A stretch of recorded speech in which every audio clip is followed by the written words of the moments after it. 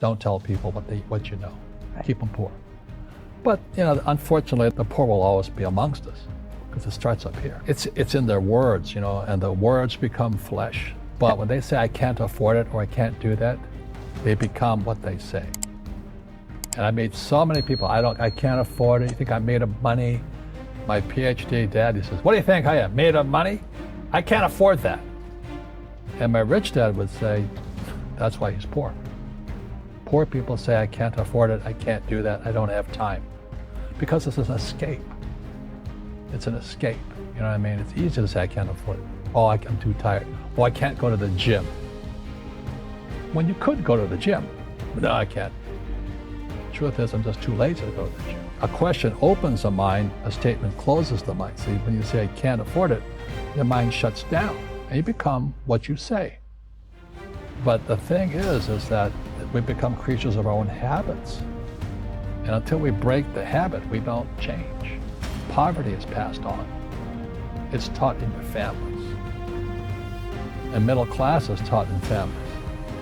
And so the people right now who are sitting at home, who are struggling financially or worried about money or unhappy, they may be making a lot of money, but unhappy with what they're doing, it was probably taught to you. Your super ego was taught, get a job, work hard, or you'll never be rich, or the rich are evil, or whatever.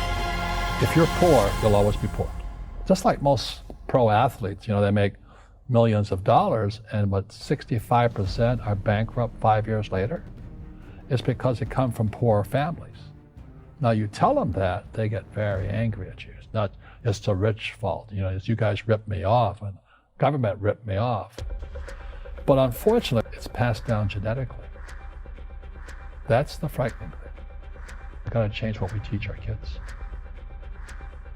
So I remember raising my hand when I was 9 years old, talking to my fourth grade teacher, and I said, when am I going to learn about money?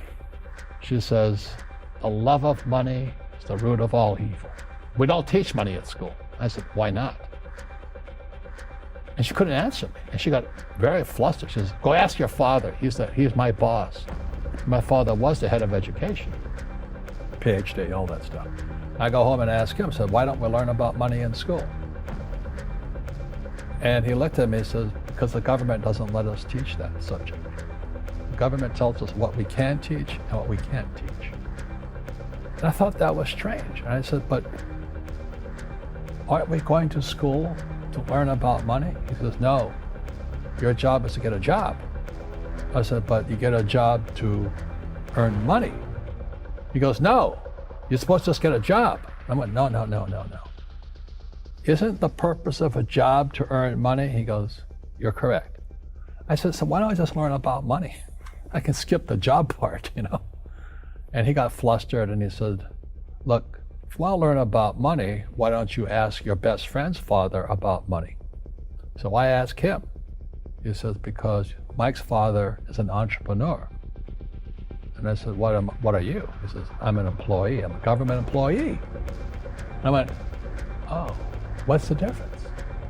He says the difference is an entrepreneur must know about money, or they're no longer entrepreneurs.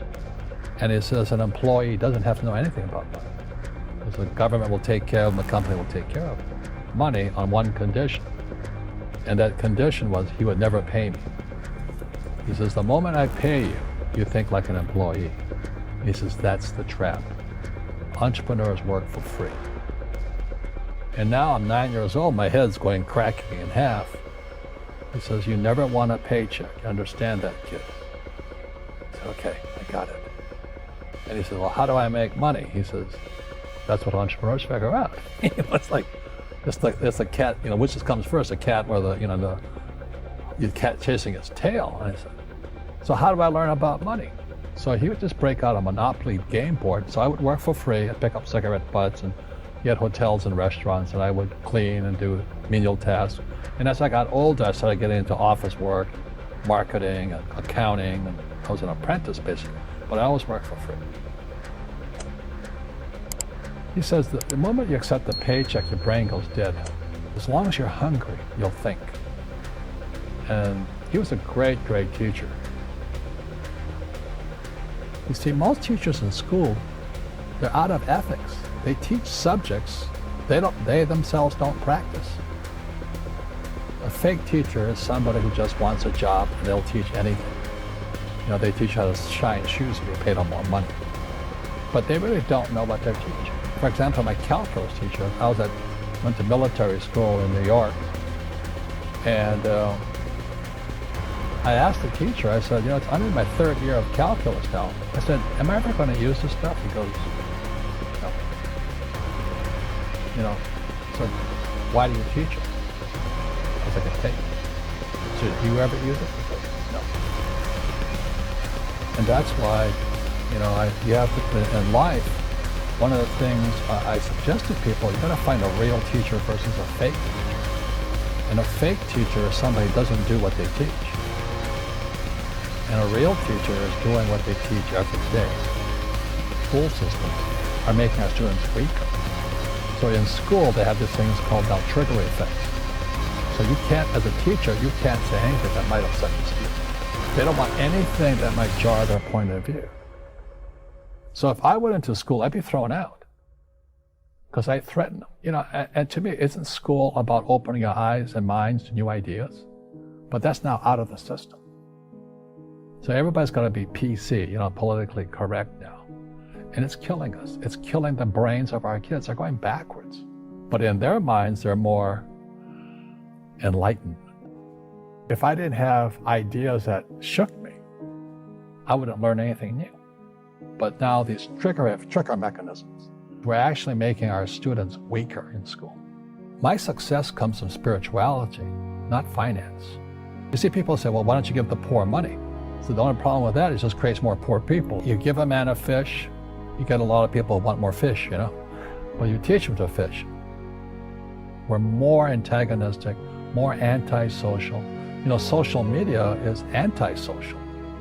That's the danger part. So the reason I'm speaking on spirituality, we got to evolve. It means meditation, it means yoga, it means praying, it means going to church, whatever it takes. But you got to get back to calm and peace and meditation. One generalized principle is emergence through emergency. So when you look at the word emergency, the base word is emerge. The only way humans evolve is via emergency. A big one's coming. And it's going to be, as we all know, our banks have ripped us off immensely. There's just a bunch of crooks. I don't know how they can live with themselves. But, the bankers rip off trillions, they get bonused in billions. Nobody goes to jail. That's the sickness of our society. So that's why I write about financial education. It's almost like self-defense. It's almost like taking judo against our own government and our own banking systems and Wall Street. But people who are afraid of making mistakes, like they teach in school, they don't ever grow. Because spirituality is there's good and there's bad, there's right and there's wrong, there's up and there's down. Most people only want to be right, they only want to be positive. Well, you can't have that. That's not reality. Every time I failed, it was like, good. I said, okay, what have I learned? And the average person, the reason they're poor is they haven't failed. They play it so safe. They haven't made any mistakes like they taught in school. That means they don't learn anything. That's why the school system's actually fundamentally corrupt. It's anti-education. Don't make mistakes and don't ask for help. And if I didn't ask for help, I have my accountants, my attorneys, my bankers, and all that. I go into business like a rugby team. Boom, boom. We kick butt. But the average guy is standing there, oh, I'm an A student, I'm going to do this all on myself. And a bunch of rugby players run you over, and you go, well, they're not playing fair. Yeah, well, you're playing stupid. You should have a team. You should have accountants, attorneys, and bankers, and all that stuff. But that's not the game I want to play. I said, then don't play the game. So what I say to young people is, you find your game.